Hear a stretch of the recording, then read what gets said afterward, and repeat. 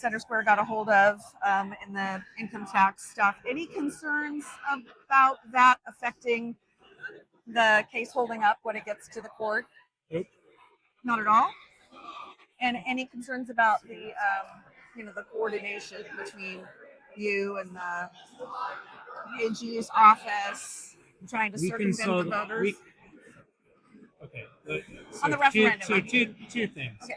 Number one is absolutely normal for legislators to consult with the Attorney General's office on bills.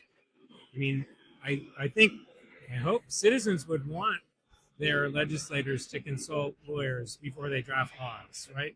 That's a completely normal thing. Second thing, the court has now said what we said all along, which is the referendum power does not apply to tax measures, period. It doesn't matter whether we put language in there or not. The point that Noah Purcell was making to me was that it becomes easier for the Secretary of State if the legislature has made that explicit. So originally, though, it seemed like the way the bill was drafted, it did not include anything about a referendum in there. Because it didn't need to. It didn't need to. Because it's a tax measure, Article 2, Section 1 of the Constitution says it's not subject to referendum. It is, of course, subject to initiative, and that's what will happen now.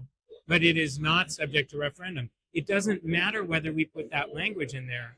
The only reason that that's important is because it signals to the Secretary of State what they should do. And without that, there would be potentially litigation about whether a referendum could be applied. But the court settled the question and said quite clearly that it doesn't apply because it's a tax measure. Okay, and then what about as this thing is moving forward? You've got a lot of people, wealthy people, business people saying they're leaving. You saw the comments from former Governor Gregoire a couple of weeks ago at the AWB summit. People saying they're getting the heck out of Dodge. Are you concerned this isn't going to bring in the revenue that you hoped? Time will tell.